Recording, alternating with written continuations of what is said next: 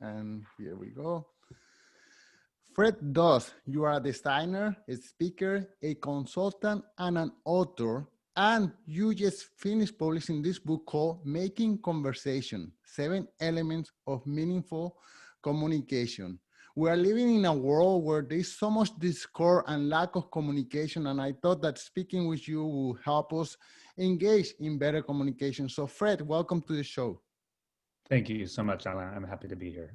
So Fred, I've been reading your book and I would like to ask you, can you give us some background information? Can you tell us a little bit about you? I mean, we know that you are a designer, but how do you stumble upon design?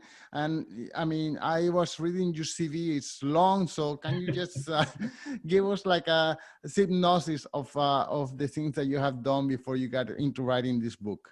Yeah, I mean, I'll hit the kind of key aspects that I think really influenced the book. Like, I originally wanted to be a political science major. I studied comparative revolutions, which, by the way, is quite useful nowadays. Like, I'm ready if the revolution comes. But I did that, and then at some point realized that I could actually think about politics in a kind of more baseline level. I was a gay man growing up in the 80s, and so I ended up kind of dropping out of school to go work with an organization called ACT UP, which was an activist artist organization, and really was one of the very first. That's not true, but it was of its time, like a great combination of protest and creativity. Like it was really, and so if you think of protest as a kind of conversation, like they were really bringing creativity to that space.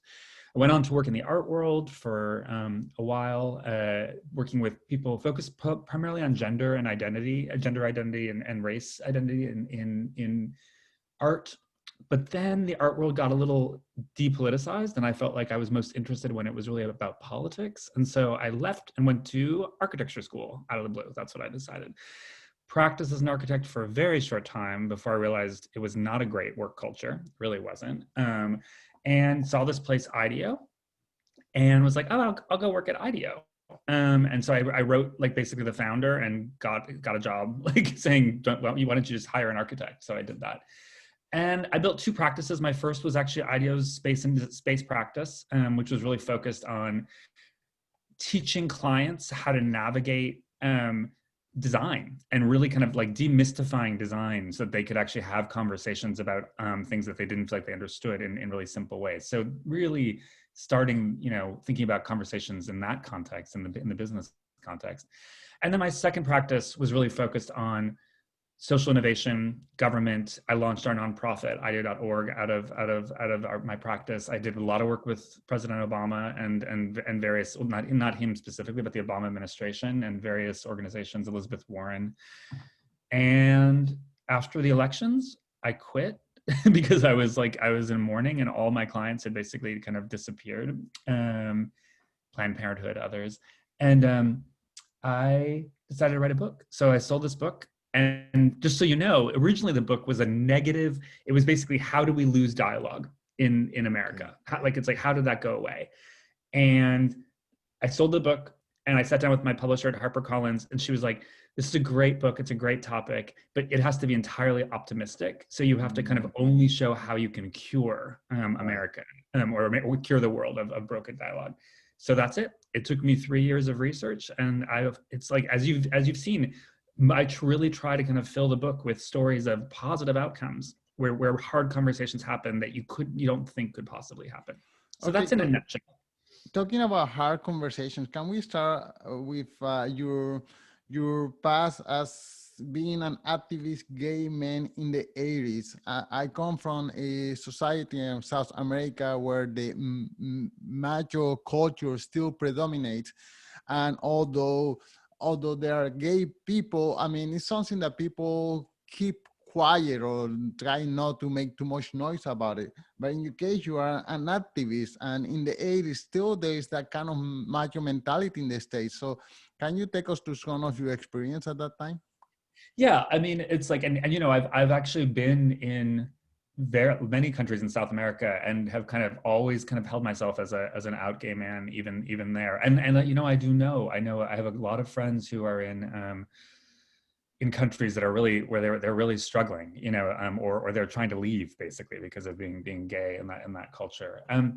My perspective was that if you were a good, kind, solid person and reasonably smart, which I'm not saying like I'm a genius, but I'm like reasonably smart, then the most important thing you could do is have conversations with people, make them kind of like really like you, and then make sure that they knew you were gay, because that was a way for them to kind of like that, like that's a small act of kind of like of activism. And so I've maintained that pretty much my entire life. That doesn't mean I was always out. There were times where I was definitely closeted, but that was like more like in my adolescence when like Right. I didn't want to tell my dad. But it's like, but I just feel like it's my responsibility to do that. And to be honest, what I've found, Alain, is that it doesn't really matter. Once people get to know you and engage with you, like they're there. I've had two times that somebody like threatened my life, like with violence. But I will say that in both cases, like one was in Alaska, and the community in the restaurant like surrounded our table and threw the people out of the restaurant. I mean, so Wow. it's like, so I just feel like being yourself and relying on the fact that people will be there to help you, some people, is has just been the way I've always approached my life. Wow. I have a confession. Yeah. When I was about 13 years old, I had a fight with another kid in our high school just because he was gay. He never Yeah. did anything to me at all. He never disrespected me. He never, the word got out that he was gay. And for some reason, I guess because of my environment, I took it upon myself to have a fight with this little kid. And, to up to now is uh, one of the things that I regret the most, that without this person ever provoking me, I did some harm, or he held his own as well, but it's just I feel so remorseful for this, and it just took exposure to other gay men that were nice and intelligent, and that the ideology is that gay people are out there to convert the non-gay Right, people. right. We definitely don't want to do that, I promise you. It's So, like we have enough. It's like we're fine. Um, so anyway, so I wonder at a situation like that. I mean, there is no way this little kid would have been able to sit down and have a conversation with me about how wrong I was, because my whole environment is enticed me into this kind of action.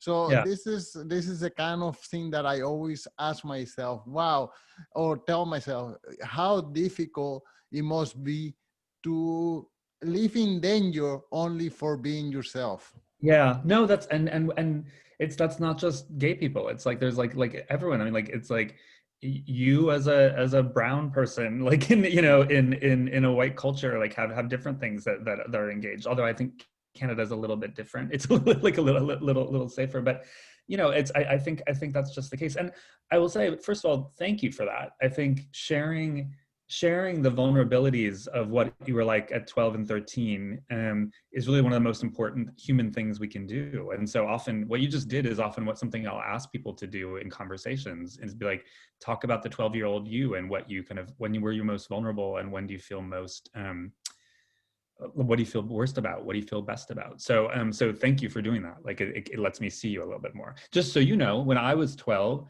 I was closeted. My father wanted a perfect child, so I had to play soccer and go out with girls, and it's like, and yet at the same time I was afraid of getting beaten up because somebody was going to figure it out. So it's, Wow. it's all Wow. sides. Okay. So you just told us a little bit about your life. At what moment do you discover that you were, quote unquote, an expert on of making conversation, of creating the framework so we can have more productive conversations? Well, what's funny, and I think I might even say that in the book, but it's like you never really feel like you're an expert. I don't know if you feel like you're an expert in something. And I said in the book that basically I started out the book and people would ask me hard questions about how to make conversations. And like in the beginning, I would kind of fumble through them. And by the end of writing the book, I was like, oh, wait a second. I know why that conversation went wrong, or I know how to fix that conversation, or I know what you might consider. And so I would definitely say that over the years, I felt more and more expert, although I still feel like I just play an expert on Zoom right now. It's like, but playing an expert is as good enough, is as good as actually being an expert nowadays. So. Okay, so then tell us more about the book. What are some of these seven elements of meaningful communication? Yeah, I mean, it's like the seven elements, as you know, are like there's seven C's, right? Right. So they're and of course I'll never remember them off the top of my head, but There are commitment, creative, listening, clarity. No, listening. That's not yeah, a creative C. listening. No, creative Yeah. listening. Okay. Yeah. Clarity, context, constraints, change, and creation. Yeah, so I'll hit like a one-line version of each of those things, and we Okay. can talk about what you'd like to talk about more. So, commitment is basically saying the most important thing you can do is commit to the conversation and the people in the conversation, and hold your values a little more lightly. So Right. that's commitment. Creative listening is basically it's sort of a screed against the kind of business practice of active listening, which we can come back to. It's like how do you listen with joy?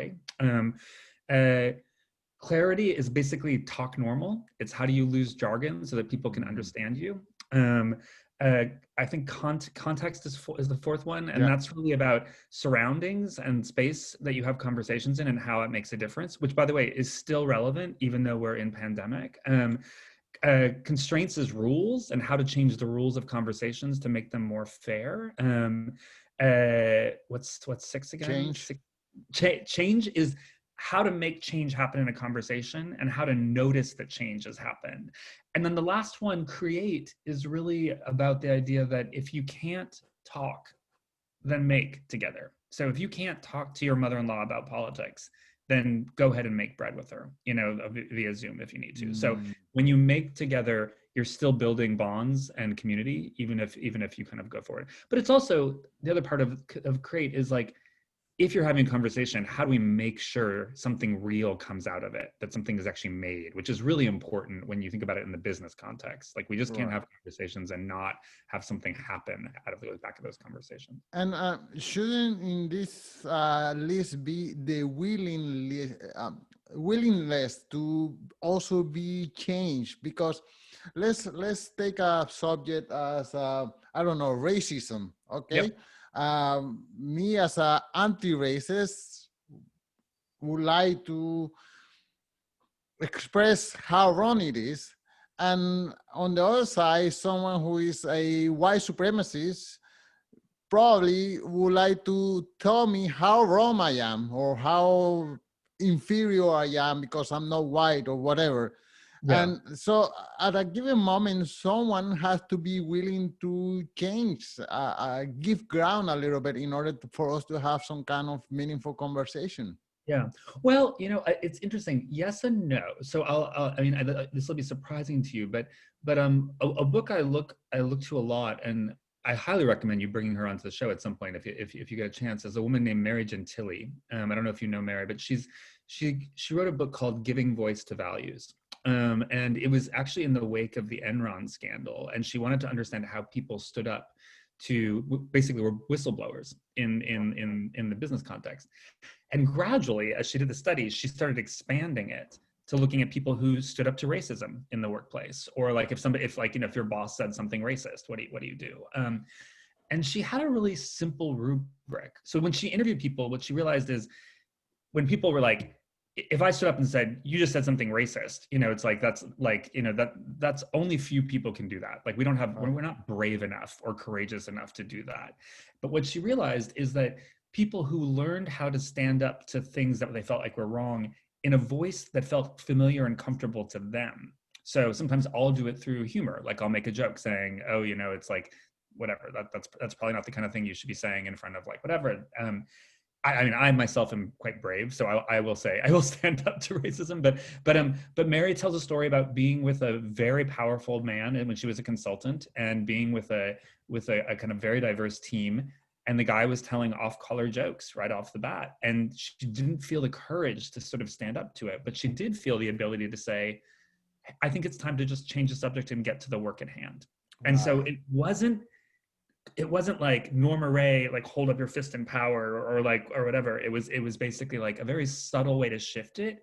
He felt that he had basically said something that was wrong. And so he began to shift his behavior, but it was just enough to actually kind of begin to do that. So sometimes the work we do is quite subtle in that, but willingness is a piece. And I think part of our work is to be willing. You know, it's like, I will not lie when I say that at the underpinning of my book is the idea that we have to love people. Like we have to love everyone, Right. And which is weird. I know, but so. and it so happens that sometimes a conversation can take decades, you know, like we are talking about, let's say, women's right to vote.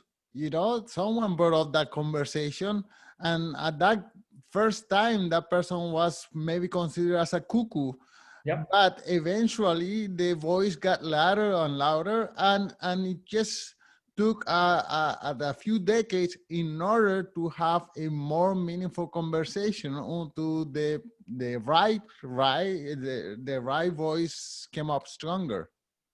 That's you're exactly right. I mean, I think it's like some conversations don't happen in a single lifetime, right? Like it's like we are having conversations now that didn't happen for centuries, you know, like and it's like so the reality is that if the conversation matters, it's important to persist and engage and move it as far as you can move it, and then be ready to pass it off to the next person if you can't take it all the way through. So that's part of the idea of commitment, right? Is that the ideas you believe in, you need to commit to for life.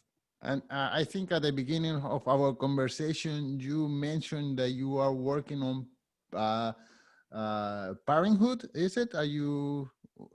Parenthood. I mean, Yes. it's like, I mean, certainly it's like I'm doing a lot of interviews on Parenthood, which is sort of funny. And I actually I will tell you that I did my very first, one of my most kind of fascinating interviews was with a school for severely addicted teens. Okay.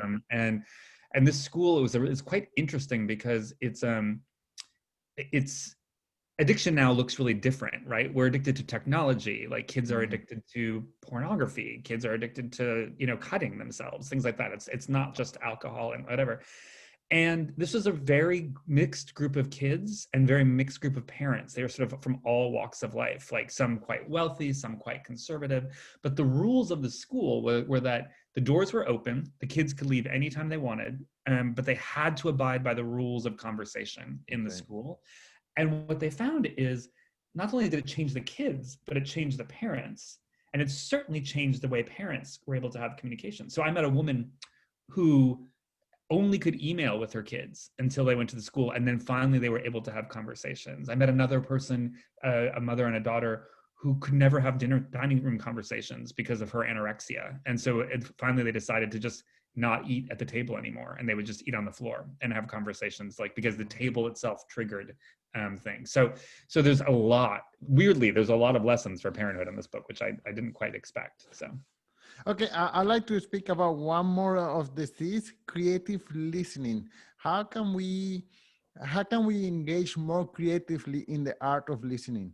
yeah, well, so first thing you can do is, if you've learned to active listen, then stop. So active listening in the HR context, as you know, is when you say something and I just kind of nod and I say, mm-hmm, go on. It's like, and just so you know, active listening has its origins in therapeutic practice. Like that's like, it comes out of Rogerian therapy in the 1950s, which was encouraging you to cure yourself because I couldn't cure you because I don't know you well enough, and got misappropriated for HR. And so I don't actually think active listening is listening at all.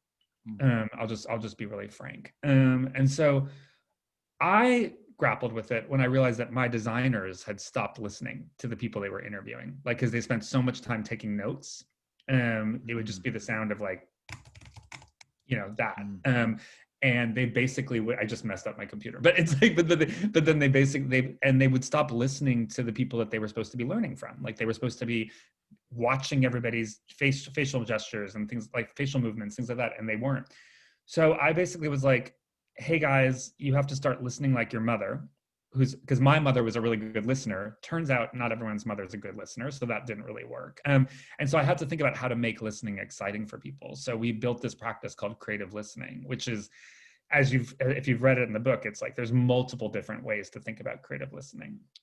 But I often do it by asking people for a simple story right up front. So I'll give you a business context. Like I was working with a large for-profit education organization, and at the start of the project, I asked the question, what was the moment of greatest learning in your life? So Alan, I'm curious, what was a quick, like 30-second story? What was a moment of greatest learning in your life that You you can know, remember? for me, is a continuous listening to podcasts. I mean, it's something that it never stops. And walking my dog and doing my laundry, and every day it's just wow. I never thought of that before. So yeah, it's been the That, last 10 years. that's a kind of learning, right? That's a learning typology, which is like you're an always learner. You're always tuned in. And so what you find is that when you begin to ask people these questions, if you go around the room, you'll find 10 kind of examples of what learning is like. So someone, like an example will often be like, that always comes up is someone saying, oh, I feel like I learned the most when I taught my kid how to drive, because it was terrifying and whatever, and then I learned how to be a better driver myself. It's like, and and that's a type of learning. And so when you go around the room and ask everybody that question, what you find is often you have the beginnings of answers to the problem you're trying to solve right off the bat, like in the first 10 minutes of a meeting, of the first start of a project. And so it's a really powerful tool, just asking like a really well composed question to start an important conversation, to learn more about actually what the topic at hand. Okay. Okay. My last question. How can we have a meaningful conversation when there is a huge power dynamic? Let's say the CEO of a company versus his secretary. And like I have read books on how corporations try to make the plane give an equal voice to everyone, but not everyone feels like they have an equal voice, Yeah. so yeah, so the CEO says, oh, in our corporation everyone's voice is valid, but we know that that's not really true. so Yeah. Yeah. so if you want to contribute something but your voice is not considered as important, how do you still bring it up, Yeah. or how do you get rid of the fear when you have to point out something that is not working out? Yeah, well, because I sort of hinted at with the giving voice to values, which is that's a way that you can actually kind of bring up things with people who are in power. But I think there's two other things here, which is that this is going to seem counterintuitive, but often when I'm sitting in a room with, like, let's say, the disempowered and the highly empowered, I will ask the question of all of them about their vulnerable 12-year-old self. So Wow. not just the secretary, but let's hear from the CEO. Let's hear from like whatever. And the reason I do that, Alan, is because it humanizes everybody. So suddenly everyone can see themselves as like the vulnerable version, which is really useful. But the other thing I talk about a lot in the book is rules and how you set and reset the rules. So if you don't mind, I'll tell you a little story and then give you like a quick, like one thing that you can do if that's okay. Please, please. So do you know when duels stopped happening, at least in the United States, but actually globally, like the duels with guns? Duels stopped around 1842, and they stopped around the world.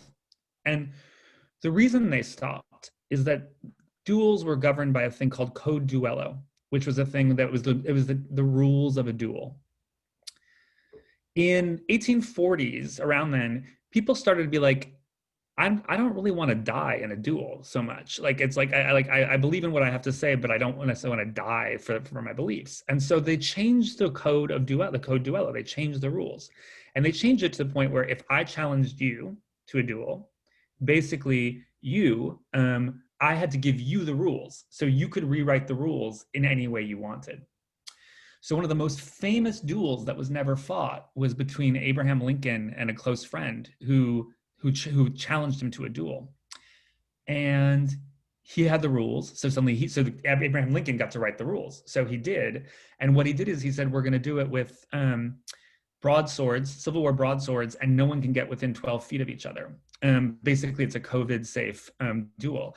And they got to the dueling field, and the rules were so ridiculous that they just burst into laughter, and they became friends again.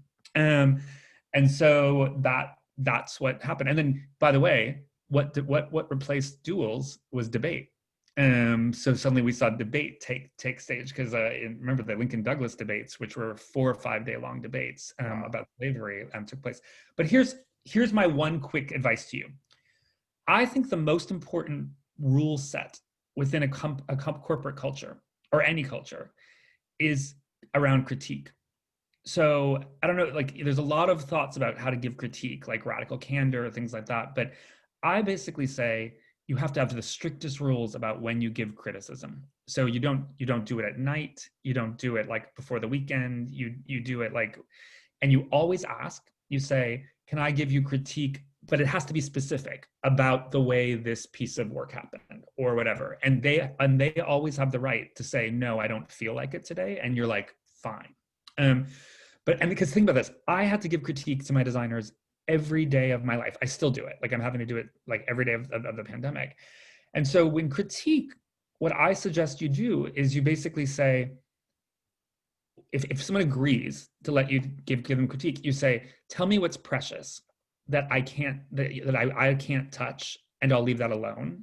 And tell me what you want the most help with, and then I'll help that. And what's amazing is how open people are to critique. Once you've done that simple thing where you've handed the power to the person who's going to be criticized Wow. for a moment, Amazing. they get to set the rules for you, and then they hand it back to you. So Wow. suddenly it's a way safer, and it works in surprising contexts. It works in employee reviews. It works in a variety of different contexts. So that's one thing from the book I would suggest is like really, when you can, try practicing what it means to hand the power over to the person that you're in critique with, and then have them set the rules for you, and Wow. see what comes out of that. Okay, Fred, I'm not going to hold you any longer. The last question is, first of all, one more time, can you tell us the title of your book and where can people follow you, your website, your social media handles, all this? Yes, so it's Making Conversation by Fred Dess. It's 7 essential elements of meaningful conversation.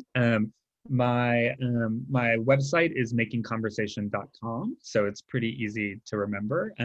My God, it's like I never remember. Like, so my LinkedIn should be I just will put it in the show notes in case. okay.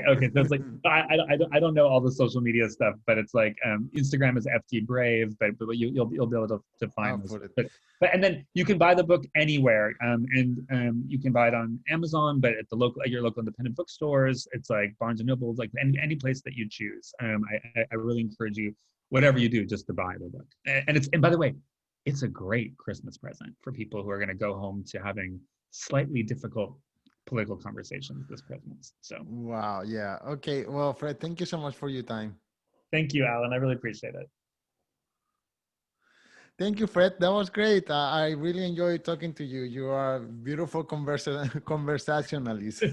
Well, thank you, and I appreciated having the conversation with you too, and definitely let me know as it gets closer, and I'll make sure to promote it on social media and things like that. So I'm really delighted. Just tell me what to do, and then I'll make sure that you have all my handles and things like that. I have them already. Okay, I thought you That's might. part of my research.